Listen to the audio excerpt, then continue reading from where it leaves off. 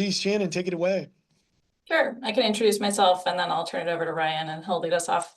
Hi everyone, my name is Shannon Sims. I'm an associate principal with Mayor Reed, trained as a landscape architect and urban designer, and excited to share with you the progress we've made so far on this project. Ryan? Yeah, good afternoon, everybody. I'm Ryan Singer. I'm the principal planner for long-range planning and urban design at BPS. I want to acknowledge Jeremy Shane is here in the room. And then also just Randy Gregg is here in the room and has been instrumental in some of the sort of precursor to some of this work, and very excited to see him here. Today, we're going to talk about our urban design study that Mayor Reed is doing along with BPS on the Central City waterfront. Shannon, there we go. The goals of the study are to identify urban design interventions and development opportunities along the waterfront. So BPS developed a scope for Mayor Reed, and we asked them to identify corridors, activity nodes, areas of opportunity, and then to produce visuals of urban design interventions that will help guide and focus central city planning efforts in the future. And these, we're really looking at things that are, discrete, interim, temporary, and tactical, all the way up to sort of more permanent and big picture kind of interventions. So really looking at a scope here of things. Let's go to the next slide. Our study area is shown here, and it's the steel bridge, to the north, down to the Markham Bridge to the south, and then the park blocks to the west and across the Willamette River. I think that's Grand Avenue on the east that we use as our eastern boundary. Let's go to the next slide. There are many planning efforts in and around this study area. And we see this study as connecting to and leveraging those efforts. We didn't want to sort of recreate any efforts or redundancies, but we did want to think about how all these discrete efforts relate to each other and to the rest of the central city, and try to sort of weave them together and make connections. So we have, let's go to the next slide. We have a focus area within the broader study area that's on the west side, and it includes the waterfront, Tom McCall Park, and then about 3 blocks in sort of the upland urban fabric. So that's the sort of focus area. And you'll notice that we have like South Downtown, University Downtown, and Old Town Chinatown are sort of these also 3 sort of more distinct. We go between neighborhoods, areas, districts that are all sort of existent here in the central city. This is the project timeline. We hope to use this study to inform the design commission competition for the Hawthorne Bowl that our partners at Parks and Recreation have received a Metro 2040 grant to do a design competition. And so we hope to be sort of an input into their design brief. And then also, going forward, we have this idea, and I've already touched on this, of like immediate sort of things that we could do, interventions quickly, more near-term things, and then longer-term sort of interventions that would need to be further planning and study for. So that's that, and we're here at the Urban Design Panel in September. We're looking to have a public open house in October. And then we hope to have an open house in January once we have every sort of the sort of final products to share with everyone. Okay. This work is really building on work that has already been happening. We have the Central City 2035 plan that has these sort of visions and big ideas. And then also more recently, the Portland Central City Task Force.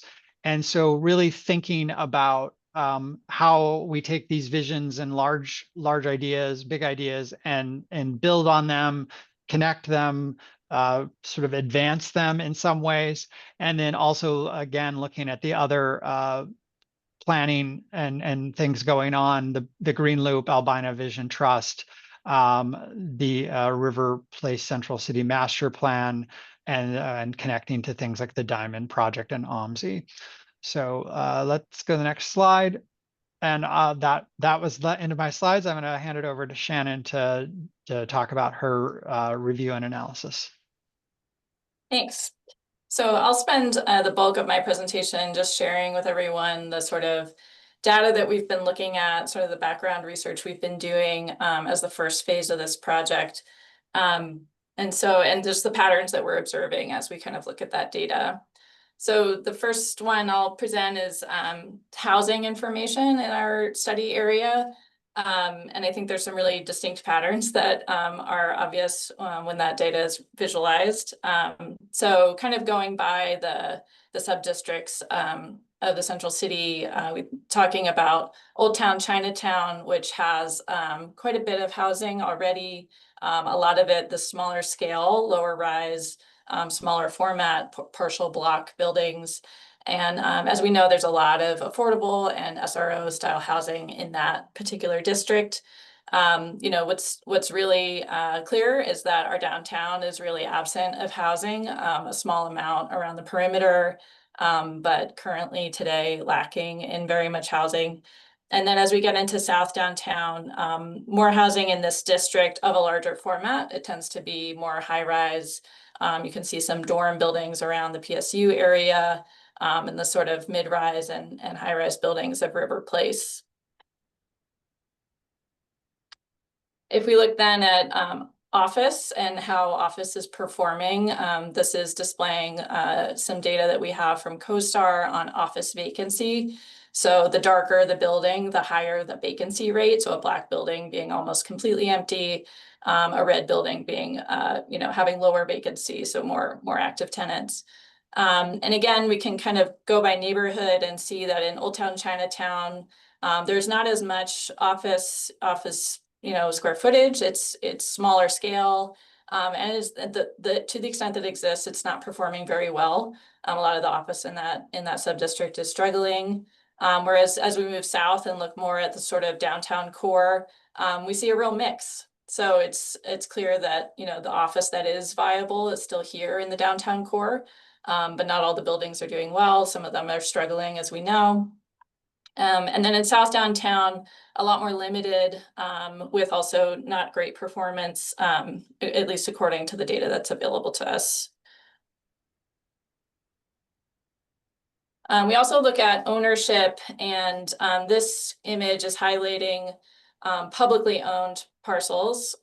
So that includes both City of Portland, which is highlighted in the sort of darker blue, as well as any other public agency. Could include the state, TriMet, Multnomah County, Metro, is shown on this graphic in cyan. So it's easier to see in this graphic sort of our civic core in our downtown area. Not as many kind of publicly owned buildings in Chinatown, Old Town. Although a few key properties owned by Prosper Portland. There is a smart park here on Davis that's owned by the city, as well as the fire station.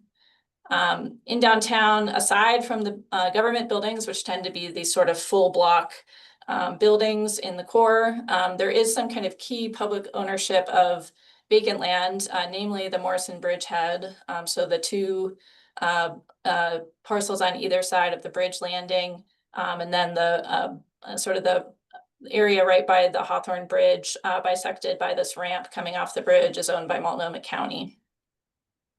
In South Downtown, it's pretty easy in this graphic to see the PSU area and the South Park blocks, that campus. And then I think also notable, there is a lot of publicly owned land, most of it city owned, in this area between Nadeau Parkway and Harbor Drive that separates the South Auditorium from River Place. So I think that's an area of interest because that's also kind of a barrier or a separation area between two areas of our city that we want to think about stitching together. And so a lot of that is within public ownership. I'm going to focus for a moment just on the roadway network, and this graphic is just showing the roadway network that allows vehicular access. So it's pretty easy in this to see our 200 by 200 block structure, but also to see where there's exceptions to that. So a lot of South Downtown not having all of those through streets accessible to cars around PSU and around the Halpern sequence. We can see the connections across 405 to the west and to the south. We can see the connections obviously across the river to the east side. And then some sort of notable exceptions to the grid, for instance, on First Avenue, multiple segments where it's not a through street for cars, it's a transit only and pedestrian connection. And so that creates a different kind of permeability. And when we overlay the multimodal network on top of that, we can see that even where there wasn't vehicular circulation, there is pedestrian permeability and vehicular access into some of those sites in South Downtown. I think it's also notable just that, our multimodal network kind of helps inform our street hierarchy. So we have a lot of streets that are prioritizing either light rail or their transit priority for bus, or they're part of our bikeway network. So then I'm going to overlay on top of that the sort of traffic classifications, and street classifications are mutable and can change. And so this is really just the example of what they are today. And it's sort of an example that shows us these classes of street that are connecting our major city and our regional traffic streets to these central city subdistricts. And kind of noting where those street classifications occur, something we notice is that the South Downtown has these really unique areas kind of bound by some of those traffic streets, the PSU South Park Blocks area, the Halpern sequence here, and then River Place. So these are places where if there's vehicular access, it's local access, it's not connecting through. It really prioritizes pedestrian and transit and bikeway connectivity. And then there's also within all of these a strong emphasis on parks, on plazas, on landscape. And kind of inside of these, they have more of a campus feel. They're united in character and in scale. And in the example of PSU and the South Park blocks, I would argue these are actually pretty well connected to the north and to the east with the rest of the city. Even as you connect into streets that do have more through vehicular access, they're fairly permeable. Whereas River Place has not so much connectivity to the surrounding city, feels a little bit more like an island, and in terms of access, it kind of is. So we're thinking about how that kind of observation might translate to more of the areas within our focus area, places where we could think about deprioritizing through traffic and focusing more on local access, transit and bike connectivity. And also, I think this exercise makes us question some of those perimeter streets. For example, it would certainly be great if we could think about sub-district between 3rd and the waterfront connecting all the way across NATO and into the park. So that drives questions about, how important is NATO as a traffic access street and what could be done elsewhere within our sort of traffic classification system to de-emphasize NATO and help not make it a barrier to those adjacent neighborhoods or adjacent blocks rather. This is looking at the open space and river access network. In Old Town and downtown, the green arrows here are indicating the high degree of connection from our street grid to the waterfront. So from Clay north to Everett, we really have that access at almost every block. But then once you get into the park, there's a lot more limited access to getting to the water itself. We have the seawall shown here. That has really limited access just really to boats. So we have the dock at Salmon Springs where the Portland Spirit access is. There's the Oregon Maritime Museum connection here between the Morrison Bridge and the Burnside Bridge. And then not again really until you get past the seawall and past the steel bridge. There's access at the McCormick Pier, though I believe it's private access with a public easement for the trail going through. South Downtown tends to have much better connection to the water itself, but poorer connection to the city to the west. So River Place having Poets Beach, the River Place Marina and Public Dock, and then the Hawthorne Bowl, which we know is a big focal point right now for the future design competition and the improvements that are planned here. But just as an existing condition, we find that the better access down to the water and connection to the water and programmatic elements, either in private development or in public open space oriented towards the river, is a lot stronger down there. And then I won't leave out that the east side obviously is connected to the river mostly in the area north and south of the Hawthorne Bridge. There's a lot of planning going on in the OMSI district about the future of a waterfront education park to the south of this study area, as well as the Albina Vision community investment plans, ideas for connecting to parkland and to the water to the north. The street grid connects really in a limited way between Clay and Salmon around the Hawthorne Bridge, where there's also the Kerr Dock, Aubrey McCall Beach, and the fire station dock, which we know are increasingly actively used. And then otherwise, we all are aware that I-5 creates quite a barrier for the east side. So limited access really off bridges to connect to the East Blank Esplanade and to the water there in Duckworth Dock. So this image shows some results of some field work that we've done throughout the summer, surveying kind of active uses within the study area. And we've mapped what we're calling activity nodes, which are places we can define as where a multitude of elements are coming together that build up the sort of energy and activity of a place. The big ones, as we're aware, are in the West End, around Powell's and the sort of retail district here.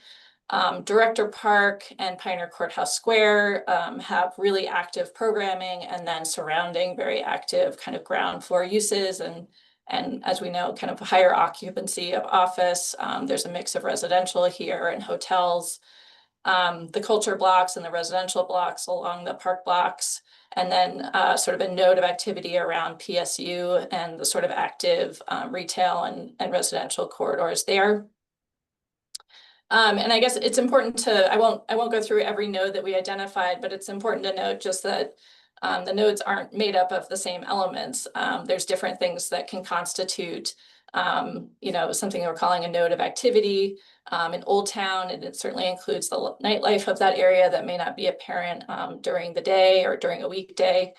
Down in River Place, it certainly includes the connections to the beach access and the water access that's there. So these are, compositionally different. And I think as a pattern, it's also important to note that within our focus area, not many of them connect all the way to the waterfront. So, possible exception to that being Salmon Springs Fountain with the bike rentals and the connection to the Portland Spirit, and the nearby kind of more successful retail corridor along 2nd Avenue that does, I think on the very nicest days, create some cross-pollination. And also Salmon Springs, it should be noted, is a focal point that can be seen almost from 405 looking down Salmon Street. So it is a draw. It's where we put our fire-breathing dragon during the Light Festival. So, it is an important part of our park system. But that is to say, kind of within this area, it's one of the only ones where that connection is made. And even that one, I think, could use some improvements. We know that brick and mortar establishments aren't the only form of activation in the study area. So we're also looking at events and festivals that occur. There's a number of them that are active year-round. And a lot of them are sort of on the perimeter of the study area. Our major entertainment venues like the Moda Center or Providence Park, the South Park blocks and Szymanski Park having the almost year-round farmers market activation, Saturday market being a major one within our focus area. And then we also have the sort of overlay of all of the seasonal events. And this is where you can really see the waterfront park activation. So it's intermittent, but it is expansive in terms of the footprint that a lot of the festivals take up within the park. Blues Fest in the Hawthorne Bowl, and then a series of other activations throughout the city that occur at different times of year. Some important ones within our focus area are the Winter Light Festival, at the World Trade Center, and then the winter ice rink that has started at the Morrison Bridgehead.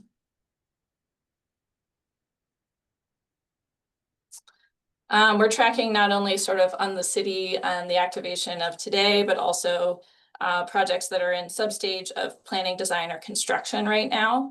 And this is surely not an exhaustive list, but it's sort of building a lot of the inventory that was done as part of the Portland Central City Task Force report, and other information we have about sort of works in progress.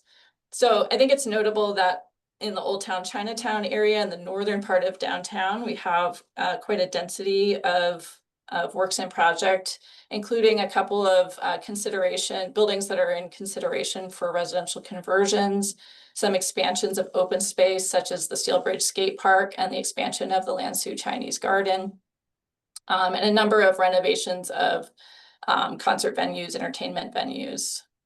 Not as many works in progress in downtown or in the South Downtown area, with a couple exceptions around PSU, and of course the consideration of future performing arts in the South Auditorium. And I would be happy to hear from anyone who's aware of a project in planning, design, or construction that's not showing up on the list, because we know that this is not complete, but it's sort of a first pass at understanding what's in the works right now. And some of the larger planning areas are shown here, the Broadway Corridor, Albina Vision area, and then the OMSI district. And we know those are larger planning districts that are now starting to make their first investments in street infrastructure and their first development sites as well.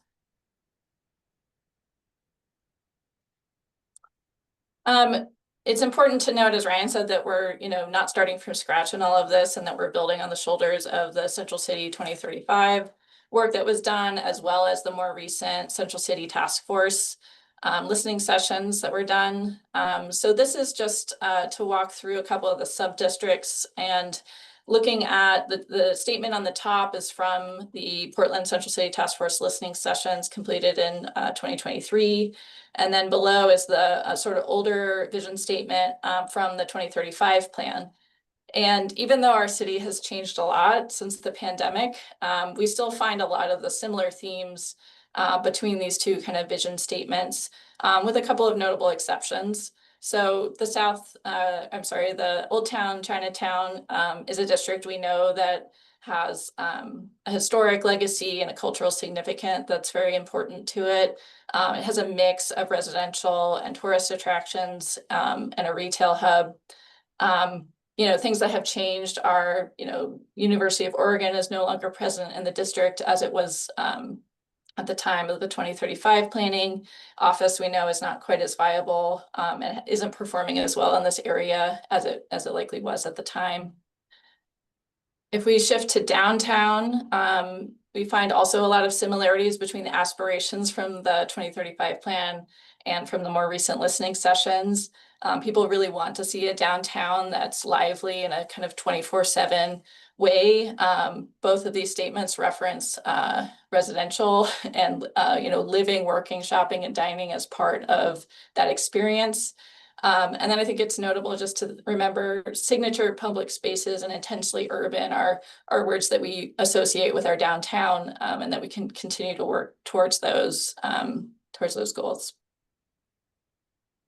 And then South Downtown, its sort of identity with these three major distinct areas, the PSU campus and the university culture that generates, the South Auditorium area with its open space sequence, and then the River Place, residential and commercial area with the connections to the water, I think still really define that district. And sort of as the sort of interesting mix of educational and cultural attractions, an international population, the connectivity that we could continue to improve, kind of connecting between those different sub areas, would be something to continue to strive towards.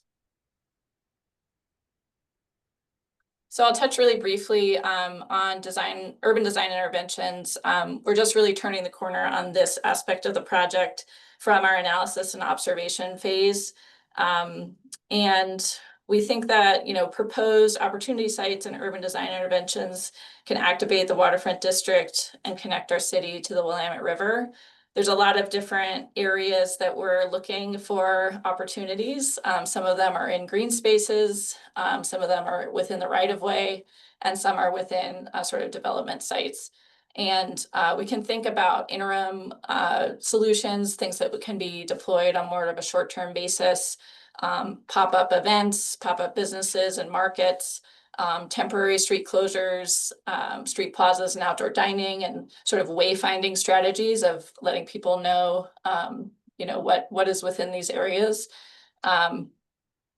Continue to think about seasonal activation and ways to bring people to the park in winter, as it's, very heavily programmed throughout the summer. And then even within public or privately held properties, thinking about activation of vacant storefronts, and supporting existing businesses as much as possible. And with the goal being then to build on those sort of interim investments into long-term capital projects and redevelopment opportunities, in the green space that could turn into some of the things we've already talked about, like event venues, playground, reservable picnic areas, more permanent art installations. We would hope over time that the long-term investments would include new residential development and conversions from former office spaces, as well as increasing neighborhood amenities that we know are needed for the waterfront district to be viable. And then streetscape could include, really larger capital project and changes to street cross sections, potential closures of certain streets for plazas and other things. So I will stop there and we can take questions.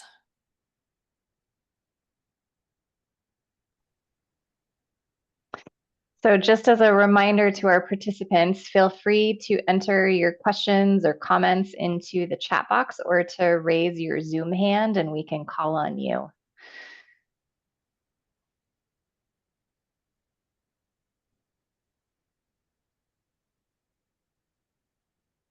It appears that you've left everyone in stunned silence. Everyone's wowed by the beautiful graphics, I think. Great. Well, and I guess to say that, we're ideating about the sort of range of solutions and opportunity sites, but a lot of that work is still in progress. So that is what we're hoping to share the beginnings of in our mid-October open house that's being planned right now. Great. Well, I've got a question. Oh, yeah, go for it. Yeah, Shannon, I thought that was a really good assessment of current condition. It's nice to see it in its entirety because there's been so many studies, as you pointed out, that have been individual. So I think it's great that this is happening. Where are we with any assessment of economics? It seems to me the big challenge in downtown and along that 3-block area is the potential of the buildings and who owns them. What's the possibility of redevelopment? Why is it not being redeveloped? That kind of thing. Is that going to be part of this study? I can answer that, Shannon, if you want. Yeah, go ahead.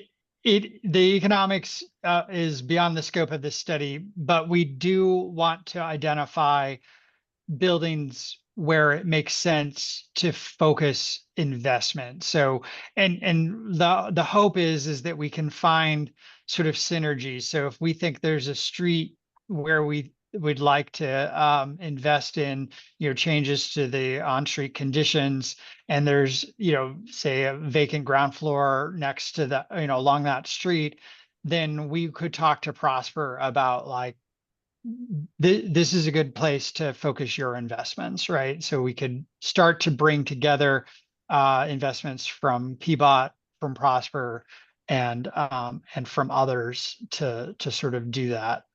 We do have other studies that are looking at ground floor retail and adaptive reuse in the central city too. That'd be great. I think I've said this in a number of forums. I think there should be an assessment beyond this study about what the hurdles are. We used to be in that neighborhood for ever and ever. We know it really well. And there's major economic hurdles for the landowners. And I think in a separate study that looks at that would really help build on what Shannon was just talking about, okay, now what? you know, so. Yeah. Yeah, we have a BPS does have a ground focus on ground floor retail and then adaptive reuse that we're Yeah. looking at. And I see Lisa has jumped on, and so maybe Lisa has some input on this. I just think, Mike, you're right on. I was just going to flag in the comments the Metro grant. So we're trying to be better coordinated, and so Parks, who I think Laura is also on this call, has received resources from Metro to look at Waterfront Park as well as NATO. And there's an economic analysis in there, so there's funding to do that in there. I think we're trying to feed up pieces of information that are helpful to that work. Yeah. Well, again, I think this analysis to see it all in one place is really great. So thank you. We had another question from David that NATO presents a pretty big barrier between downtown and the waterfront area. So what crossing strategies are you all looking at for that? Well, we will be getting into that more of, ideating about a NATO cross-section or sort of purposing a NATO. I think the larger question is sort of, what is NATO's traffic function? And that's something we're in active dialogue with PBOT about. And I think that they are also, a next step for them will be continued study on that.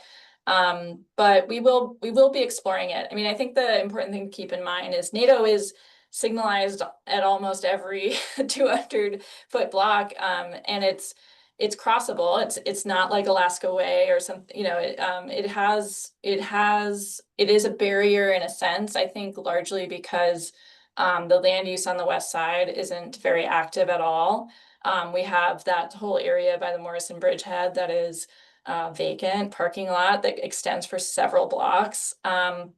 And then, the parkland on the east side of NATO, largely gets activated through those major city festivals and then is just sort of that reserve space the rest of the time. So I think the dual, it's NATO itself, but it's not NATO alone. It's the land use on the west side and then the attractions and the open space on the east side that need to work in concert. I don't think NATO would feel like a big barrier to cross physically if we had sort of stimulated use on either side. And that doesn't mean we won't consider the cross section or narrowing it or changing it, because I think that's all on the table. But I think it's sort of those three pieces together need to work in concert. Great. David had another question. What did you learn about coordinated efforts across public-private programming of the different areas, and is there room for improvement? What did we learn about public-private partnerships so far? I wasn't thinking necessarily about partnerships, but rather a lot of what you were referring to and a lot of the diagrams referred to is how the spaces are activated with programming, lots of heavy summer in the parks and things like that. And, so as we know, there's like sticks and bricks, and then there's programming, right? And so just some of your thoughts and lessons learned coming up into this point, like there's this potential of programming. Is it a bunch of different disparate agencies just doing their thing? Is that something that's of value to look into for you? Yeah, well, I ahead. can add. Oh, sorry. Do you want to go, Ryan? Oh, I was just going to say that Shannon in a previous iteration of this had this great graphic where it was a bunch of arrows of different colors and they were all sort of pointing in different ways. And some of the goal here is to, at least on the city side, sort of tweak the arrows so they're all pointing at least in the same direction. And I think that is, that's some of the idea here, is that there's programming, there's great programming here. And, we hear from the folks doing some of that operations of the issues that they're having. And if we can think of ways and interventions that that we could do in the sort of built environment that help them operate better, that's part of, like we were open to that. We want to have those conversations. Shannon. Yeah, and I think maybe one example I can think of, is where, north of the Burnside Bridge in Waterfront Park, there's the cherry blossoms at a certain moment in the year. And, maybe not as much activation in that part of the park until March when the cherry blossoms are there. And then everyone in the city, everyone visiting the city is there.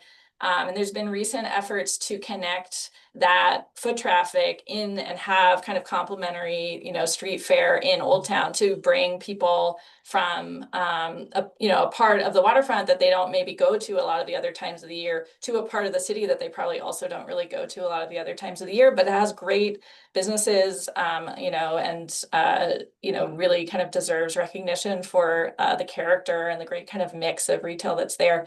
So I think that's one small example of something that we want to see a lot more of just like the synergies between, like, we have a business community over here, a little node that, even though we've identified the ones that exist, we know they're all struggling. We want to support them and bolster them, and then kind of infill with the connect the dots to, something successful in the waterfront area.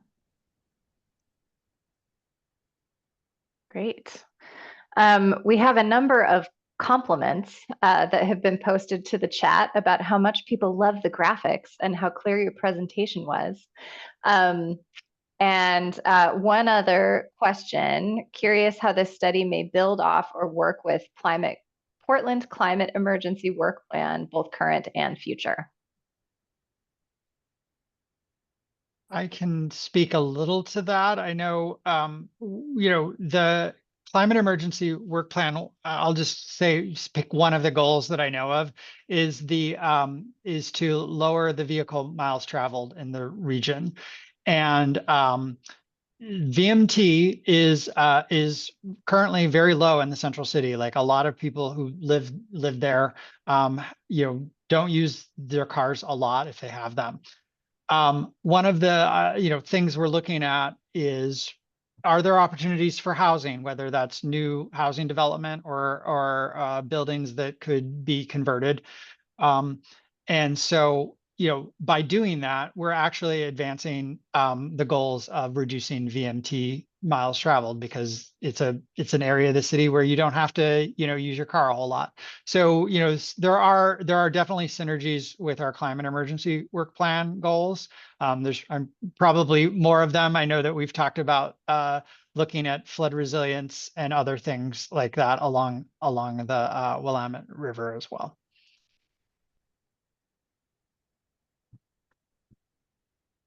Jeremy, you've got a raised hand. Yeah, good afternoon, everyone.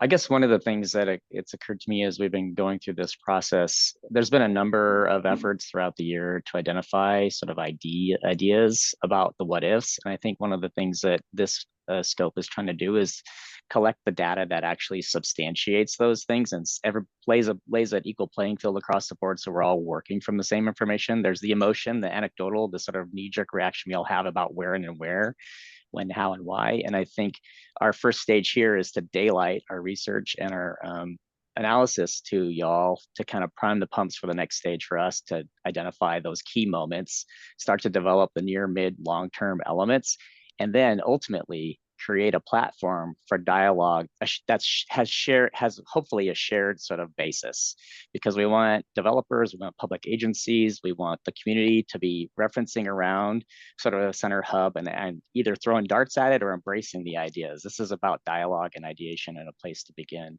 like substantiated focus. And I think that's one thing I'm excited about this, is we may not come up with the greatest ideas. We're hoping that this feeds the ideation that actually gets, builds momentum. Near term is easy to do, perhaps, or sort of the tactical urban stuff, but we're looking for long-term efforts, and that's the stuff we're trying to get some energy into. Great. One more question posted in the chat. How does tactical or strategic permanent street closure fit into your analysis and urban design thoughts at this or future points?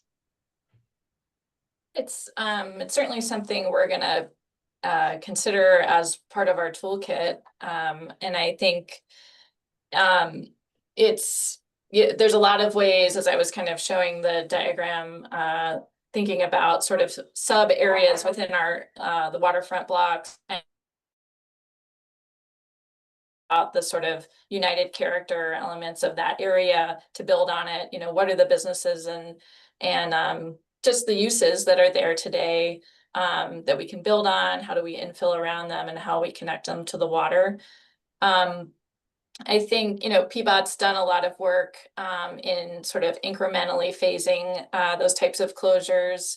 They do, sort of the pop-up phase, testing, proof of concept, and then it can evolve into, greater improvements. And then, someday maybe a full capital project to close a street. Certainly a trajectory that I think we can imagine happening.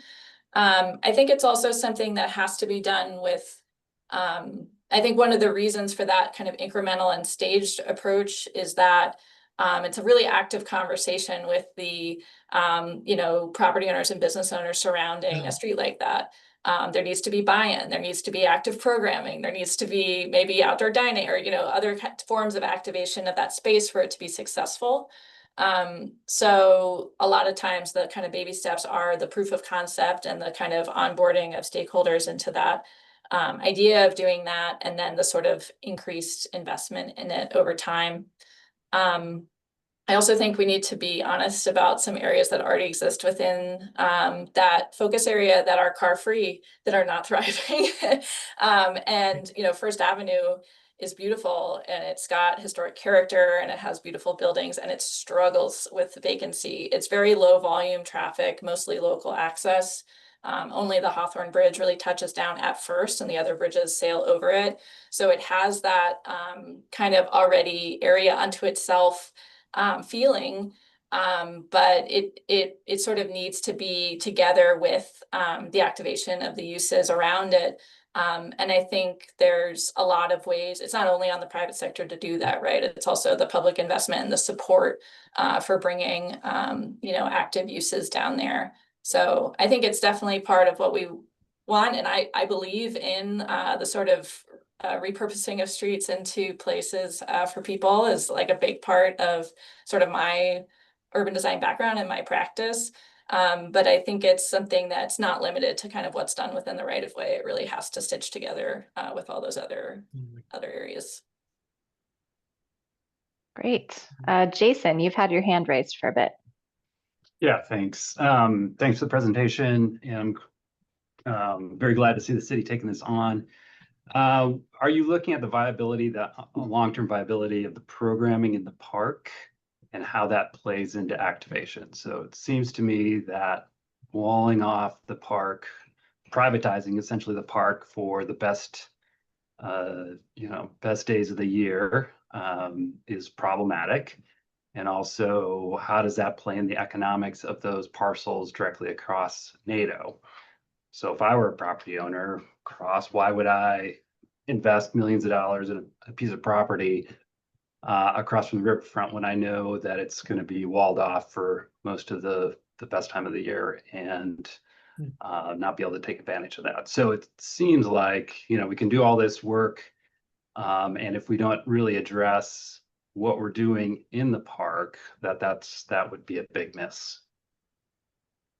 That is an active conversation. I don't know that it's necessarily really part of the scope here with Mayor Reed, but the city is having conversations about that. My understanding is we understand the concern that you raised, and I think you articulated it really well. But also the flip side of that is like those events bring foot traffic downtown. Now, are they just going to those events and then driving away? Probably. And so it's like thinking of ways to leverage that. If we're going to have those events, then how do you leverage them? And then also, would those events be better served either at a sort of purpose-built venue for them? So, yeah. I also think those footprints aren't set in stone. They actually change a little bit every year, and we could think about changing them more or what opportunities might be. It's really like on the Parks Department to sort of host those events and manage them within the bounds of their property. And, these are our major city festivals, Rose Fest, Cinco de Mayo.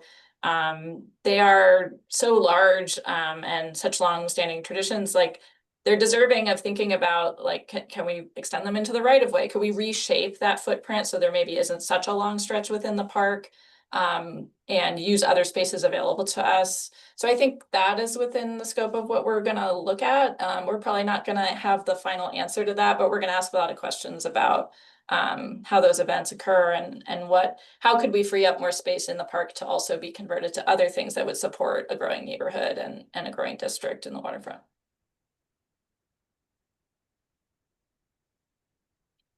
Great. A couple more questions. Kirk, I might ask you for clarification on this if I misstate it. But the comment in question here is the core organizing element for Vancouver, Washington's financial investment and physical development of the Vancouver waterfront is arguably the Columbia River. Portland's Willamette River, a core organizing principle that can bring us all to the table, particularly the required public-private financial investment. Is the question is, Kirk, is your question, is the Willamette River the core organizing principle? Is that kind of what you're asking there?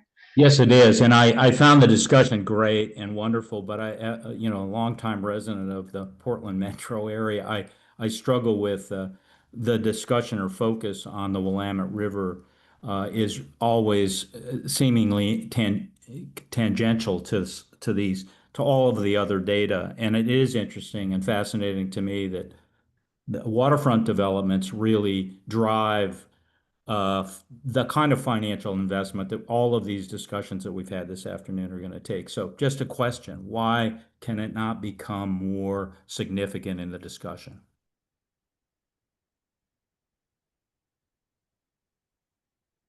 I think our argument would be that it should be, that the Willamette River is the sort of I mean, in a way, it's the reason for this study, right? Like if we didn't have the waterfront, we wouldn't be looking at how to better connect our waterfront to our urban fabric in a meaningful way. And so, the Willamette, though, I will say is very different from the Columbia and the opportunity in the Vancouver. I mean, they had a large site that used to be, I think it was like a mill or something like that, that then was being redeveloped. Like it was just, you could do it sort of all at once. We don't have both that burden and that benefit. We have a bunch of different sites owned by many different entities, many of them private, and we need to think more strategically about how to incent the type of development that we want to see.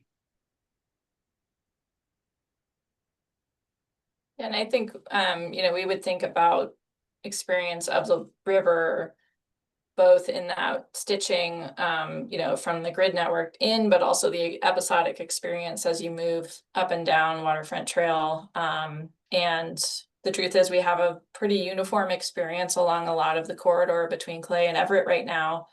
And we're asking a lot of questions about how that could be changed. We have a couple limited ways in which there's connections today, but they're not exactly accessible to everyone. Getting on the Portland Spirit at Salmon Springs, getting down onto the dock and going to the Oregon Maritime Museum when it's open.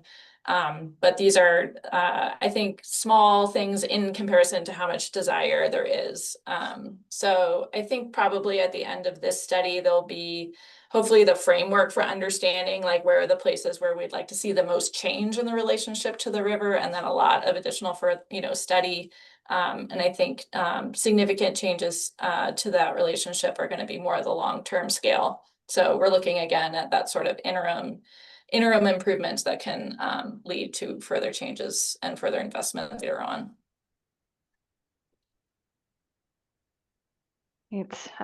We also had a question just about next steps. I know you touched on this earlier in your presentation, but it might be helpful to just revisit when folks can see progress on this work and when you'll be presenting publicly next.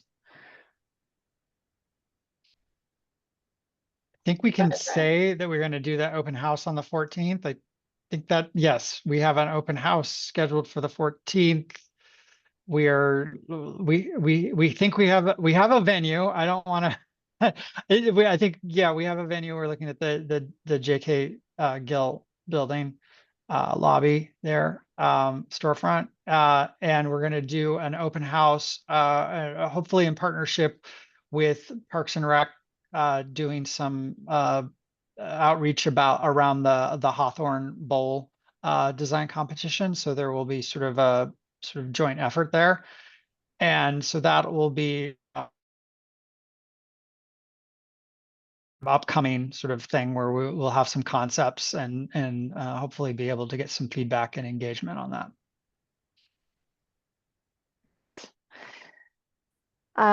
One more question from David. The east side esplanade is a soft edge in comparison to the west side seawall. Are there options for river access similar to the east side? We hope so.